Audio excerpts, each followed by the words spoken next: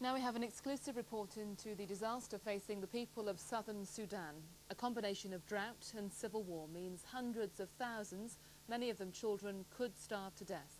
They're trapped in a no-man's land between government troops on one side and the Sudan People's Liberation Army on the other. The rebel forces occupy the southern tip of the country up to Juba. Already children are beginning to die, and aid organisations say the problem is set to get far, far worse. Sky's correspondent Peter Sharp and cameraman Andrew Barron are the only Western journalists to get to the war zone's front line.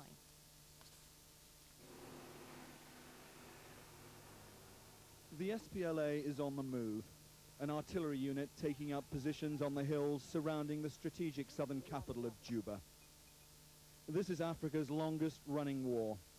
Christian forces in the south pitted against Khartoum's Islamic army.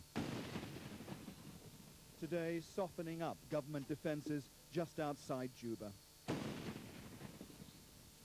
And on the front line, rebel troops nervous and edgy, only too well aware that a government counterattack is the only means the enemy has of holding on to Juba. It is an attack that could happen at any time. The rebels' success over the past few months has been remarkable. 2 years ago, the SPLA were pinned down on a narrow strip along the Ugandan border. Today they control more than 80% of southern Sudan. Their commander confident they can take Juba and the south. You have seen the forces how they are ready, and you have seen their morale.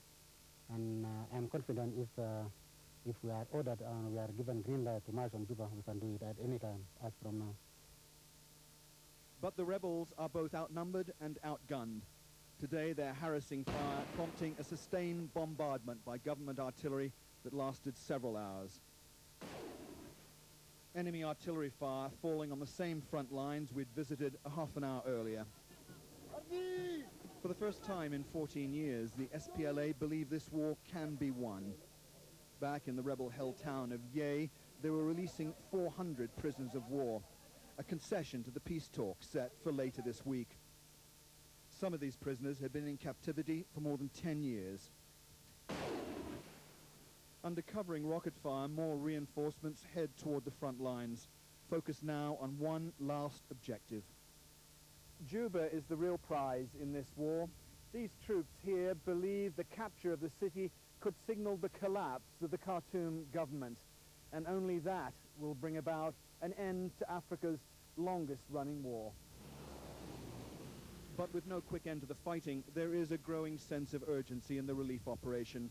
This morning, a UN C-130 heading towards the famine zone deep inside Sudan. On board, 18 tons of maize and peas. But it's simply not enough. Khartoum has limited the UN to one aircraft. Hundreds of thousands are now facing death in the barren wastes of Bahr el-Ghazal below. Peter Sharp, Sky News in southern Sudan.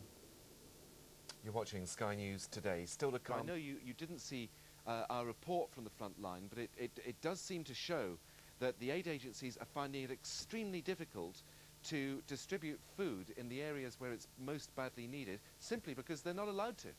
That's right. As the war builds up again, it's now the dry season, so the rebels are on the offensive, and the government's very reluctant to allow aid flights or any access to various areas which they think may be vulnerable. Why? Surely it's possible to check that an aid flight is an aid flight and not masquerading as something else. There are two factors. One is mistrust, that the government doesn't really trust the aid agencies and the UN. There's an element of mistrust. The other is that it may not be in their interest to allow food in there, and that is an extremely callous calculation that the food may then go to help the rebels and therefore not help their war effort, and they will allow food into areas where they can grab it and feed their own troops. So they will allow people to die in order to prevent the rebels getting food that they're desperate for.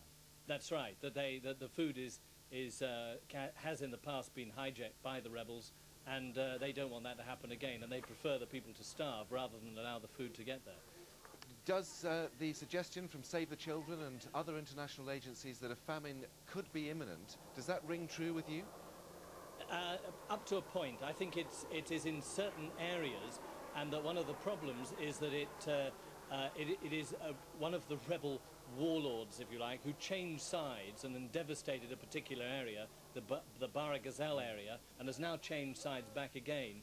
And the food stocks in that area have been absolutely devastated. And I think it is that area where it's worse. But what I'm not sure, and what nobody seems really clear about, whether it's an isolated area or whether it extends across a whole zone affecting perhaps 1 million people. Now, peace talks of sorts have been arranged between the government and the rebels in Kenya next month. Any hope of progress there? I can say with almost absolute certainty, none whatever. Throughout the 15 years of war, there have been continual talks, but the trust between the two sides has grown less and less. And now you have a situation where not only does the rebel army in the south totally mistrust the government, but also Sudan's neighbours, Uganda, Eritrea, Ethiopia, also mistrust them and are supporting the rebels, and behind them is the United States. So I think the chances of getting a peace deal is very unlikely. Thanks for that, Richard Dowden, and that's it from Sky World News. Bye-bye. 0800 123 300. Now repeat that. Exclusive pictures from the